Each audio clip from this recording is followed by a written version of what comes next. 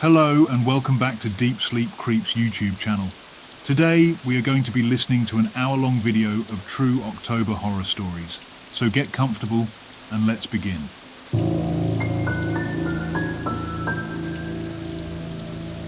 I, 31 female, grew up in an old Queen Anne farmhouse nestled deep within the heart of Wisconsin. This old house of an interesting past was constructed in 1865, its time-worn walls steeped in history. During World War II, it had served as a sanctuary for weary soldiers, a halfway house for those returning home from war. With that said, beneath the charm and history of this house, I was disturbed growing up by living in it. For me, it was a never-ending nightmare. In that house, odd occurrences became our unsettling routine.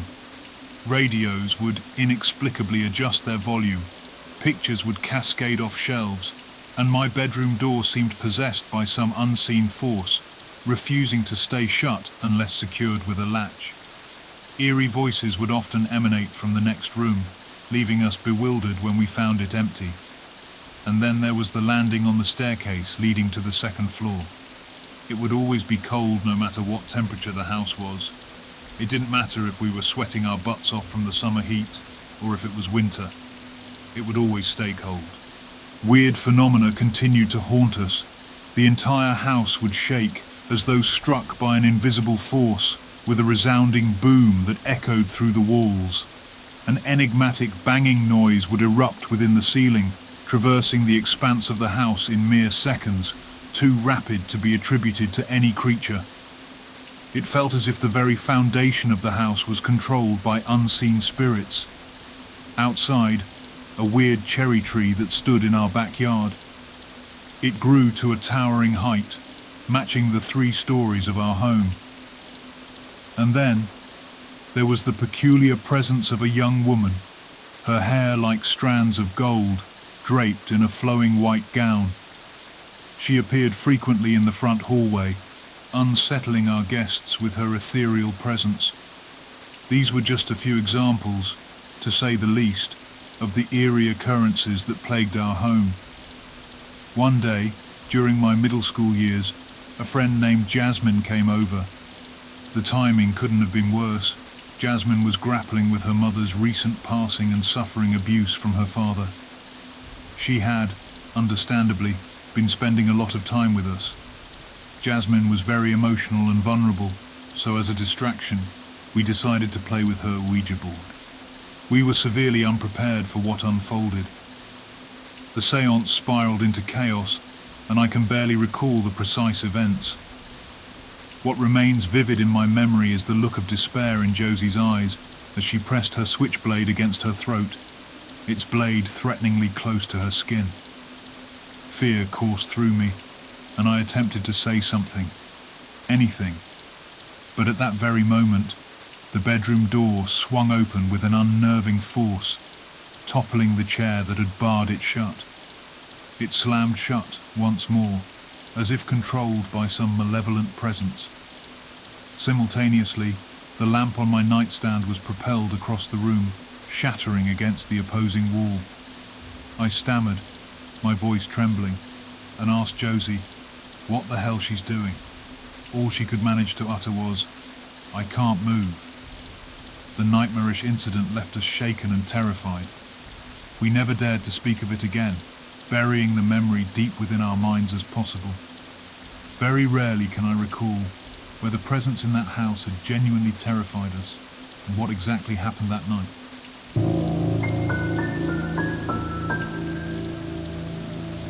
The year was 1987 when my family moved into a picturesque Spanish-style home. It had white stucco walls, red-tiled roof, and a lush courtyard which excited me and my family. But as we soon discovered, appearances could be deceiving. My younger sister, Lily, and I couldn't contain our excitement as we explored our new home from top to bottom, each creaking floorboard and hidden nook filled with possibility. One sunny afternoon, while exploring the dusty attic, we stumbled upon a box hidden beneath an old tarp. Inside that box, buried beneath yellowed newspapers, laid an egged Ouija board. Its surface was worn, the wood stained with time, and we were drawn to it. Lily's eyes widened as she pulled it from the box. "Look what I found," she exclaimed. Our parents, busy unpacking in the rooms below, seemed too preoccupied to notice, and so we decided to keep our discovery to ourselves. We never messed with a Ouija board before. So this unique form of entertainment was one we were eager to explore. That night, as the moon cast its silvery glow through our bedroom window, Lily and I gathered around the Ouija board on the floor. We lit candles, and their flickering lights danced on our eager faces as we placed our trembling fingers on the planchette. It was so mesmerizing, I remembered, as the anticipation hung heavy in the air. "Is anyone there?" Lily whispered, her voice quivering. For a moment, nothing happened, and we exchanged uncertain glances. We huffed as the room stayed quiet. "Did you say it right?" I asked in a whisper. "I don't know. Is there something we're doing wrong?" Lily responded. But then, ever so slowly, the planchette began to glide across the board, spelling out its response. "YES." We gasped in unison, excitement and fear intermingling.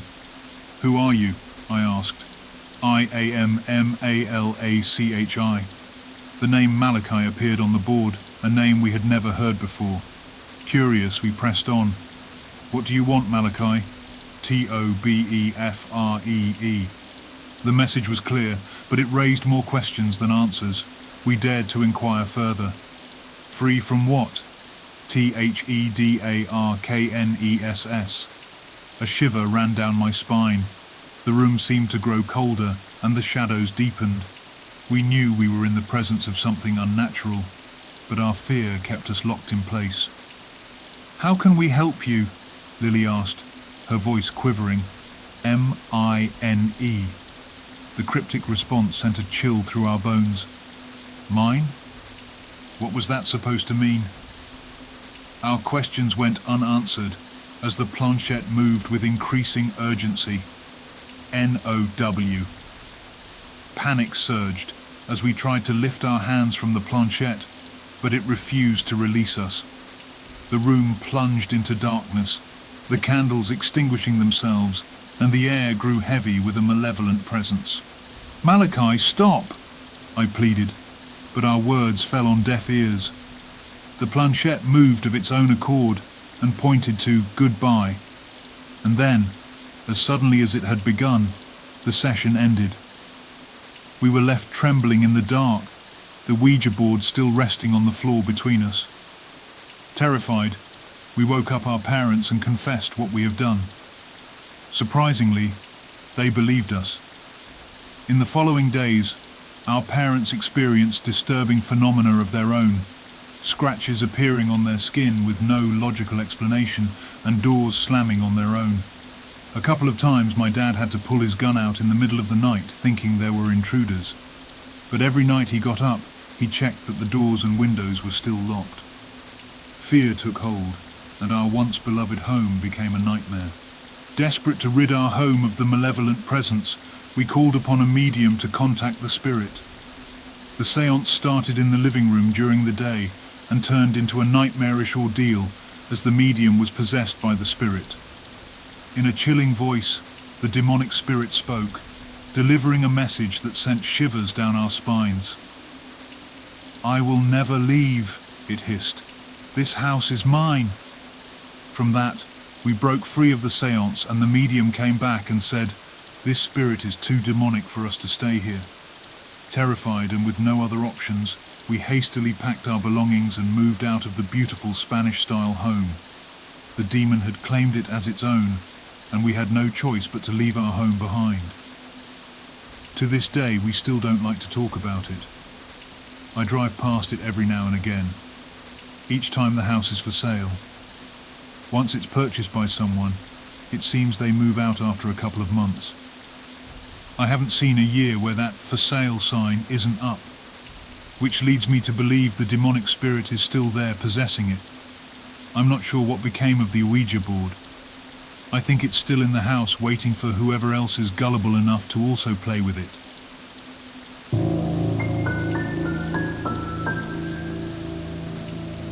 The year was 1975, and our family had never been well off, to say the least. Every penny counted, and any free entertainment we can find, we get. Needless to say, we used our imaginations a lot of the time. It all started one hot summer afternoon when my mum took our family to an estate sale.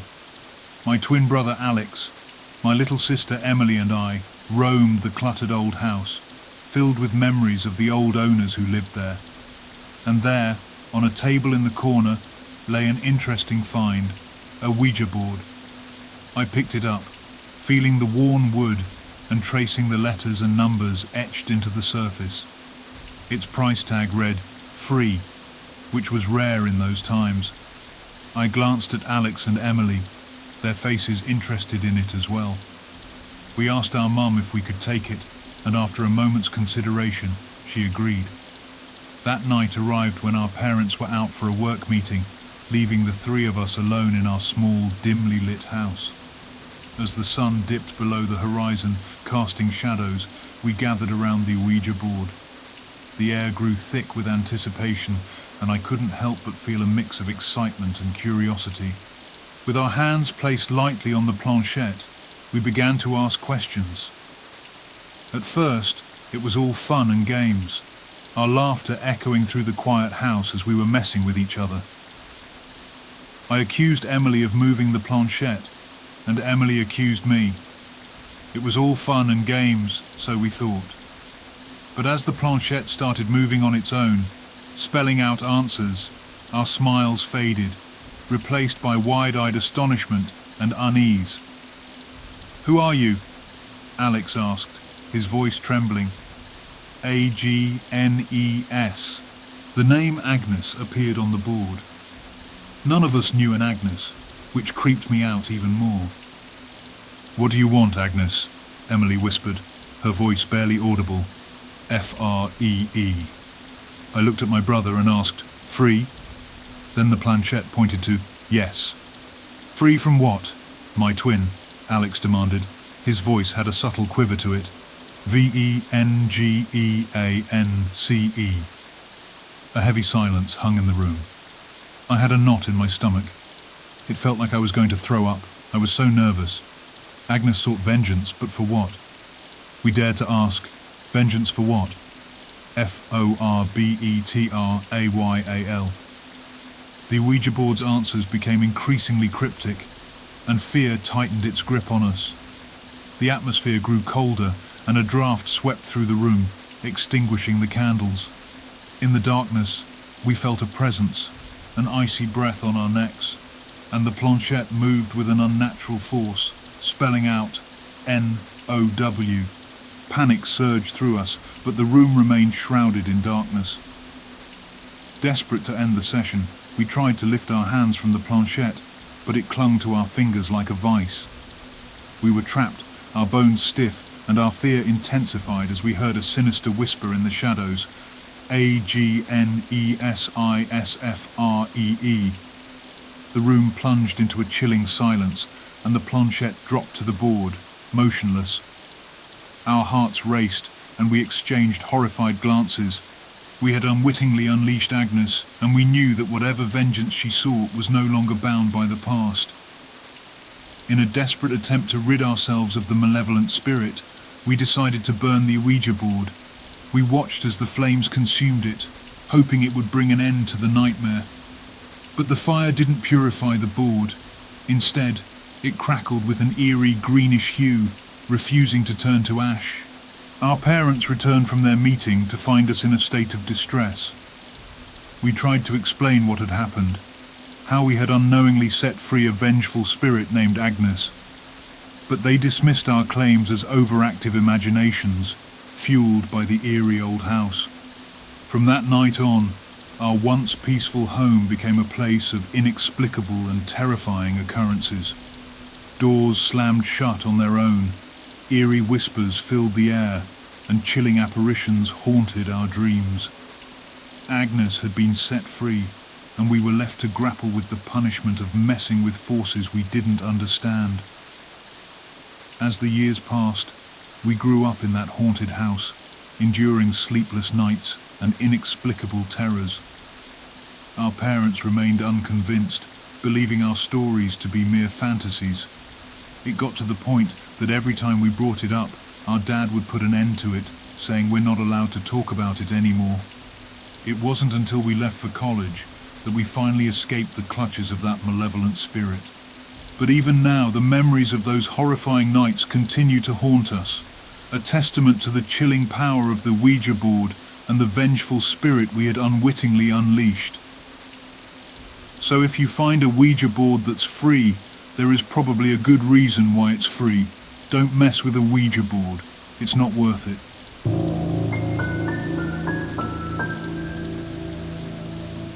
The oldest of my 3 sisters, we'll call her Veronica, had a couple of antique-looking porcelain dolls which had been passed down from a distant relative.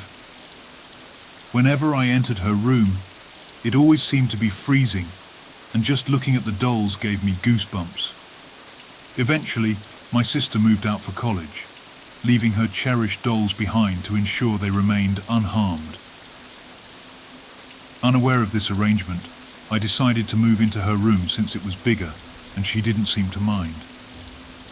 This incident occurred during my 6th grade year.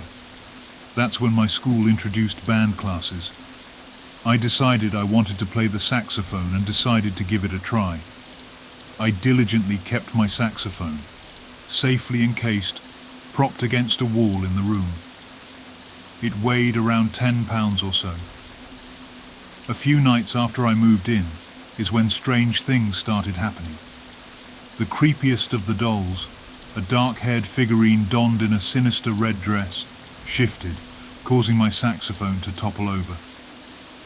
Although it was around 3 in the morning and I was spooked out of my mind, I rose from my bed, picked up my saxophone and went back to bed. The night after, a similar situation happened, yet this time, the saxophone was forcefully propelled 5 feet into the center of my room. Following this, my fan that was always on low setting every night abruptly stopped its spinning, and almost immediately, all the papers and homework strewn across my desk flown off into a chaotic frenzy. Terrified, I quickly restored order in my room before mustering the courage to return to sleep. Luckily, I had a TV in my room, so I turned that on, so I can distract myself from what happened that night. I kept glancing over at the dolls, and I could swear one of them was staring at me, while the others just looked in my general direction. That one doll just seemed to have hate behind its eyes. I know it sounds crazy, but that night it was difficult to sleep. The nights that followed were equally unsettling. I would consistently awaken around 4 in the morning, sensing an unseen presence sitting at the edge of my bed, gently stroking my hair. My bedroom door remained closed to prevent my cats from entering, and the phenomenon was beyond the realm of explanation. I constantly searched for rational explanations, but came up empty-handed. Eventually, we decided to relocate the dolls to our basement. Finally, the room I slept in was peaceful, and I didn't have any strange experiences after that. However, while gaming with my friends on our Xbox down there in the basement, I always had an eerie sensation of being watched. Strangely, the unseen force started toying with my hair, and on one occasion even a friend who visited claimed she got grabbed out of nowhere and by nobody. We have since moved away, and I have no idea where the creepy dolls ended up. Nevertheless, I am immensely relieved that they are no longer a part of my life.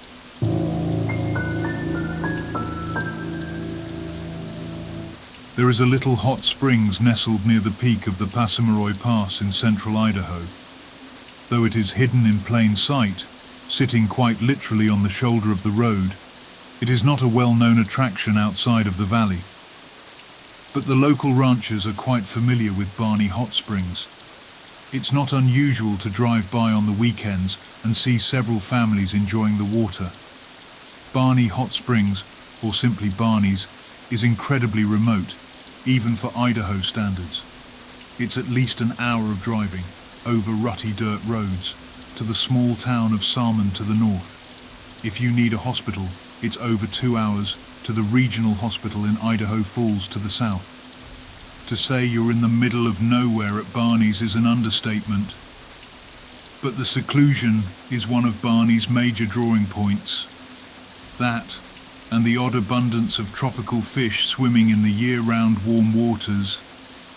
You can sit back, relax, and take in the surrounding views of the mighty Rocky Mountains with little in the way of distraction.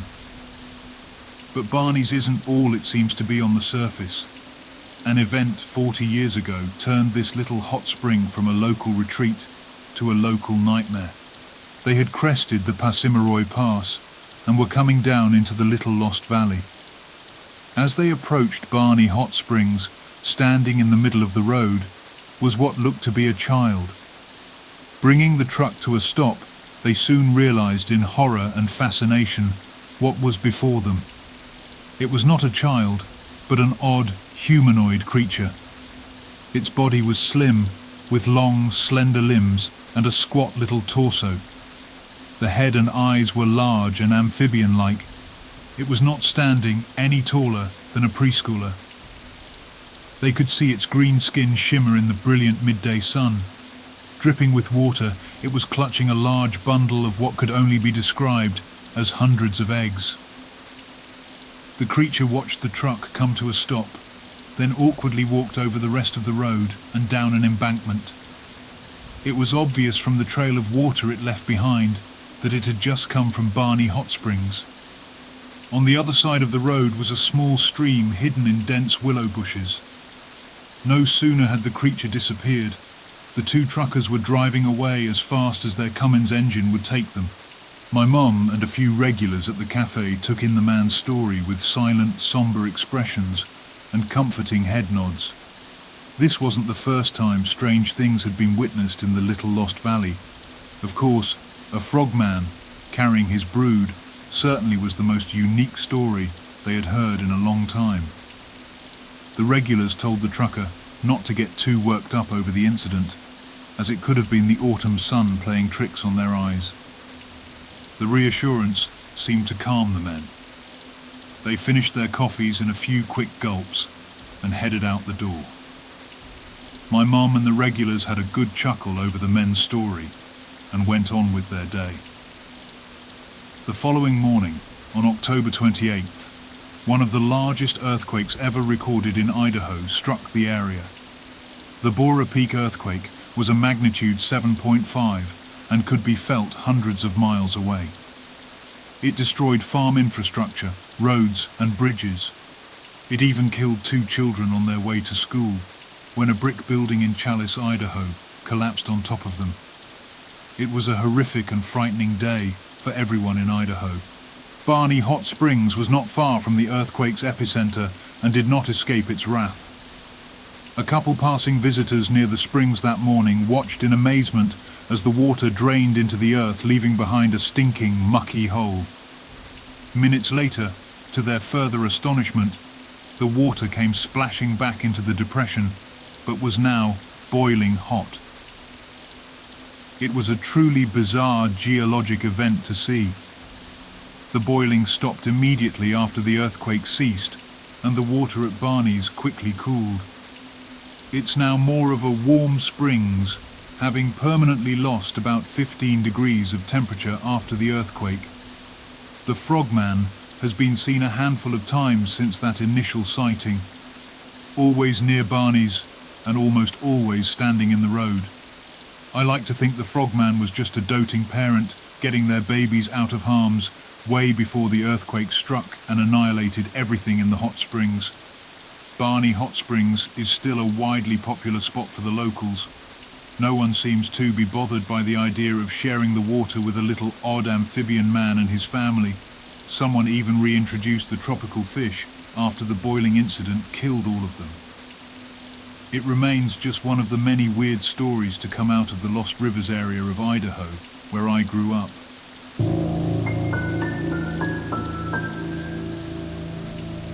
So, once upon a time ago when I just turned 18, I decided I wanted to try out exotic dancing. All I had to do to get started was get a pair of heels. The only place to get heels was 2 hours away by car. Me and my friend, who was 17 at the time, drove the 2 hours to get some heels. We went to 5 different stores and couldn't find the ones that I wanted, so we decided to stop at Wingstop to get dinner, then go back to the first store we stopped at and get the heels they had there. We walked into the Wingstop, and this dude at the front counter started telling us his life story, not leaving anything out, which was a little off-putting. Then he asked where we were from, and we told him the county instead of telling him the exact town. He then proceeded to ask why we were so far from where we live, and my friend answered with, "Well, she's a stripper, and she's looking for heels." To which I elbowed her in the boob for exposing me. Dude proceeded to give us our food for free and called his mum to see if she had any heels. He asked if we wanted to ride with him. We both said no, but he insisted, and I had just smoked some Zaza with my friend before going into Wingstop, so I wasn't thinking. I thought my friend was coming with us, but we pulled out of the parking lot without her, which petrified me, especially when I realized I left my phone in my friend's car. I sat in that car, as far away from him as possible. He pulled into an apartment complex and went inside. He came back out 30 minutes later with a box of shoes. On our way back, he proceeded to ask me if he could hire me for private dances. He asked what club I was going to work at. I lied and told him the wrong club. When we got back to my friend's car, he asked for my number. I was going to give him the wrong number, but he said he was going to call it to make sure it was the right number. I gave him my number. Then he got in the back seat of my friend's car and tried to smoke Zaza with us. He had his own. But I wasn't about to smoke someone else's Zaza when he was being that sketchy. So I texted my cousin and told him to call me and tell me that my grandma was dying in the hospital. I'm not proud. Dude got out of the car and went back to work, and my friend pulled out of the parking lot and parked somewhere else so we could eat our food. Also, on our way home that night, we almost got into a head-on collision, but we survived.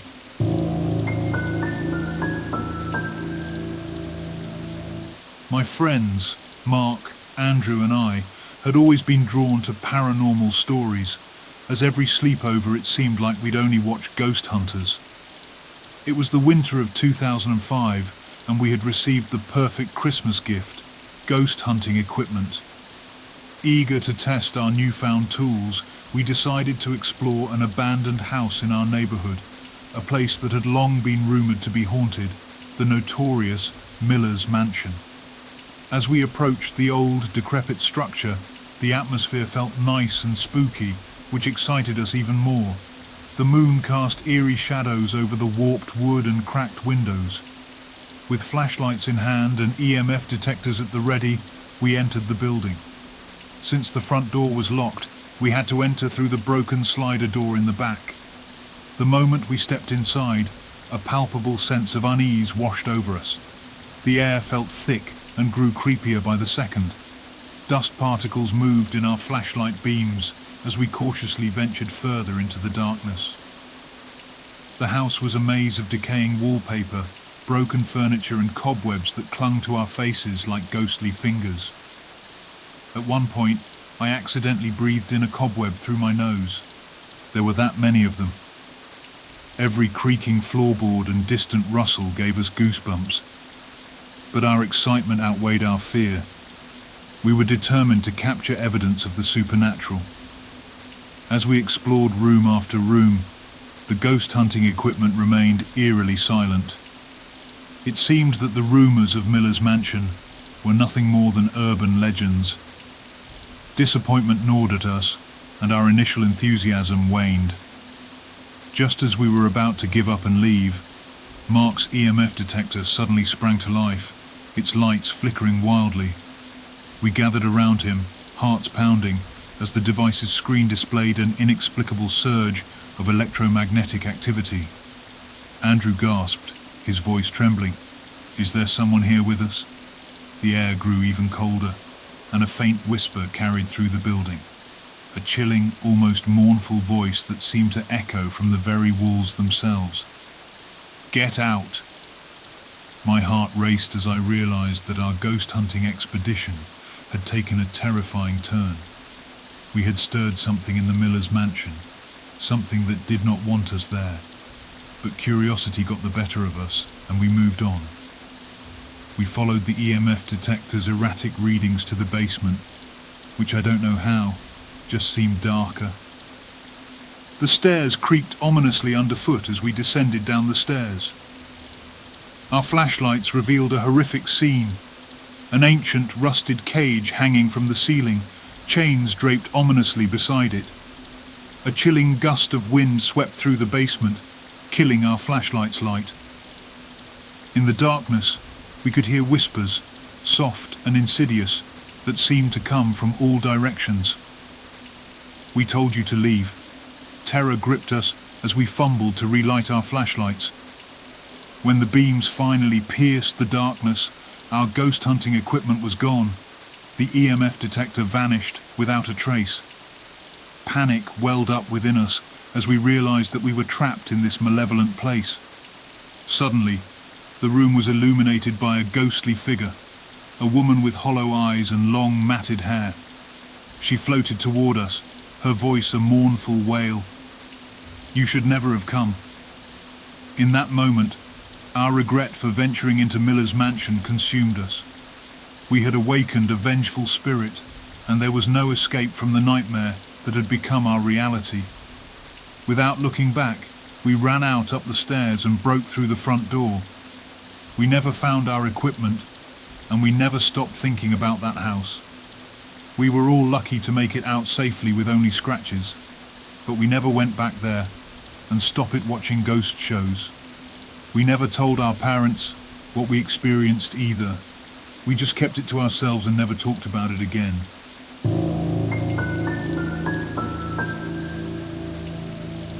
Growing up, I had always been fascinated by ghost stories and the supernatural.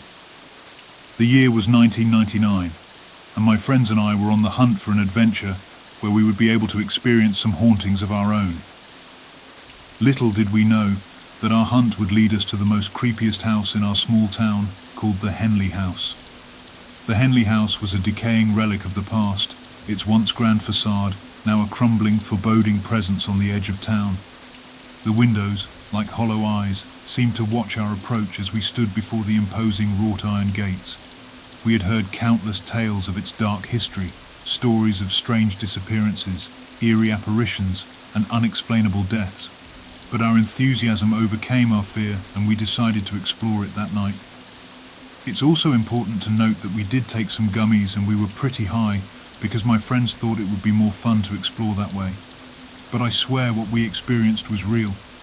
That being said, we approached the house with flashlights in hand, their beams cutting through the thick darkness which led to the front door. The air was heavy, accompanied by the rustling of the autumn leaves. Inside, the Henley house was filled with rotting wood, peeling wallpaper, and long-forgotten relics. Our footsteps echoed through the emptiness as we ventured deeper into the creepy home. Our exploration yielded strange sights, old photographs with faces obscured by mold, tattered curtains that fluttered with phantom breezes, and mirrors that held a chilling, distant reflection of our own terror-stricken faces. The deeper we delved into the house, the more unsettling the atmosphere became. A frigid cold temperature filled the air, and we could hear faint whispers like the murmurs. "Leave," they seemed to say, their voices echoing in the silence. We pressed on, determined to experience anything abnormal within the Henley house. It was then that we stumbled upon a room unlike any other, a room painted with a sickly green light. The walls were painted in red with witchcraft symbols, and in the center of the room stood an old broken mirror. The moment we gazed into that mirror, our world turned upside down. The room seemed to warp and twist around us, and we were plunged into a nightmarish realm where reality blended with the supernatural. What we assumed were the apparitions of the past owners materialized before us, their anguished faces contorted with torment. "Free us!" they begged. their voices a haunting chorus that reverberated through our very souls. But we were powerless to help them as they were trapped in the Henley house.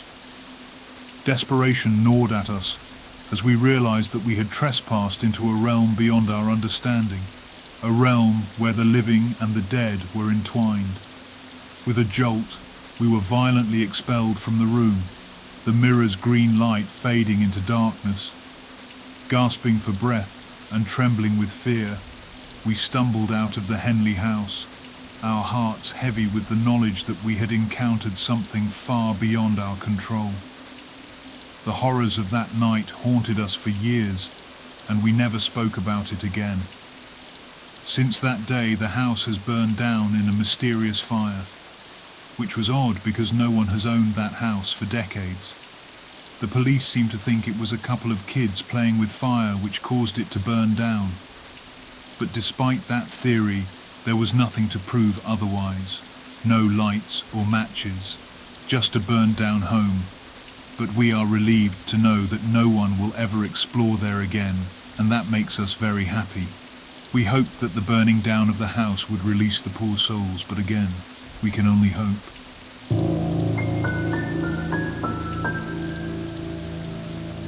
I'm writing this because I am curious if anyone else has experienced an odd ghost who wears a hat. For as long as I can recall, I've encountered an extraordinarily tall and slender shadowy figure wearing a top hat. This figure has manifested itself both within the confines of my home and beyond, even extending its appearances to my school and the residences of others. These sightings have ranged from glimpses of this figure briefly peeking out from behind trees or buildings during broad daylight, also to creepy encounters, such as when I was using the bathroom at school, I witnessed only its feet lurking outside the closed stall door. Despite the encounters, this shadowy entity remains featureless. It was made up only of pure darkness, similar to a silhouette cut from obsidian in the shape of a person. While most sightings occur indoors, he occasionally positions himself behind my bedroom door or paces the hallway during the night. On several occasions, I've managed to catch faint glimpses of his presence closely trailing behind me in my reflection when passing mirrors or reflective surfaces. Yet, when I swiftly turn around, there's no one there. These occurrences are not an everyday ordeal, but happen frequently enough to rule out fleeting visual disturbances or commonplace peripheral observations.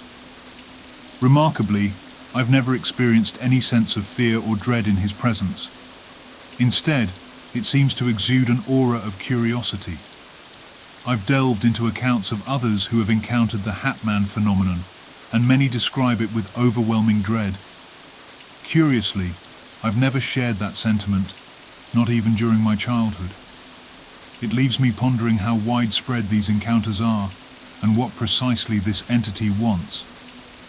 One additional detail I forgot to mention is that this presence has followed me to different places whenever I've moved. Even as an adult, I've continued to encounter this figure, yet no one else in my family has ever seen it. Here are a few experiences I have had with the so-called Hat Man that I can distinctly remember. One. From my early childhood, I recall him standing behind my bedroom door at night, even when I was still in a toddler bed. He would silently observe me, occasionally walking out of the room and disappearing down the hallway. Sometimes I'd fall asleep with him still there. 2. I spotted him numerous times outside during my childhood. While playing fetch with my dog in the backyard, I'd see him standing at the edge of the woods, watching. On another occasion, as a young child, I was playing with a friend in a wading pool, and I saw only his upper body peeking around the side of my house, observing us. 3. He made appearances at my elementary school, often when I was on the swing set during recess. I'd catch a glimpse of his upper body lurking behind a tree. Twice, while using the restroom at school, I saw only his feet beneath the stall door, as if he was waiting for me to finish. When I opened the door, there was no one there. On another occasion, I glanced into the gym and saw him standing in the middle, attentively watching me pass by. 4. At a friend's house, he stood in her doorway, silently observing as we played with dolls. Once, while exiting my grandmother's bathroom, I found him at the end of the hallway. He also frequently appeared in mirrors. 5. I remember times when I lay in bed reading a book, and I'd see him walk by the open bedroom door. On a few occasions, when I left the room, I'd catch him standing in my daughter's room across the hall. One particular incident stands out. While giving my young daughter a bath, I saw him out of the corner of my eye.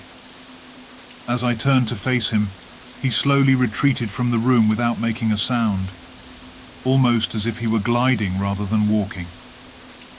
This occurred in broad daylight, illuminated by the bright bathroom light, and interestingly enough, my daughter's eyes also followed his movements.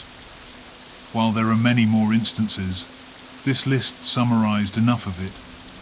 Strangely, he has never induced fear, nor has he attempted to interact with or touch me.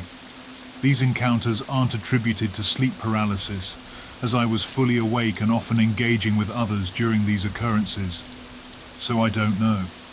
Could someone please tell me what I am experiencing, or if anyone else had had experiences of their own?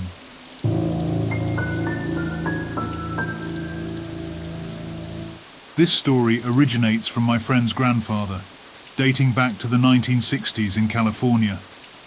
Let's call him Joseph. Joseph, a hard-working taxi driver, dedicated long hours to support his family and had recently returned from Vietnam. One day, as he was driving along a tree-lined road, he spotted a man on the side of the road, raising his old thumb, seeking a ride. Joseph, being a kind-hearted person, halted his cab to offer the stranger a lift. The man appeared short, with filthy long hair, a bushy beard, and an unusual accent. Joseph distinctly remembered the man expressing gratitude, saying, "Hey man, thanks for stopping. You're a good man." Joseph responded with, "No worries," and asked, "Where are you headed?" To which the man replied, "I'm going to see some family." Joseph responded with a friendly, "That's nice. It's always good to spend time with family." And the man chuckled in agreement. Although Joseph felt a little bit of a funny feeling from the man, he didn't dwell on it. Their conversation concluded, and after half an hour of driving, they reached the destination. Before parting ways, the man asked Joseph for his name, and Joseph answered. Months later, Joseph was startled and sickened when he saw the man he had picked up on the news. It turned out that the individual he had given a ride to was none other than the infamous cult leader, Charles Manson. The revelation left Joseph deeply disturbed, realizing he had unwittingly shared his car with a psychopath. Joseph never shared this eerie encounter with anyone, fearing that people would dismiss it as a fabrication. However, in the months leading up to his passing in 2022, Joseph decided to confide in my friend and their family, recounting the unsettling story of meeting Charles Manson. Even as time passed, Joseph continued to be haunted by the memory of that encounter, and he didn't care if some doubted the truth of his account. The experience had forever left him feeling creeped out.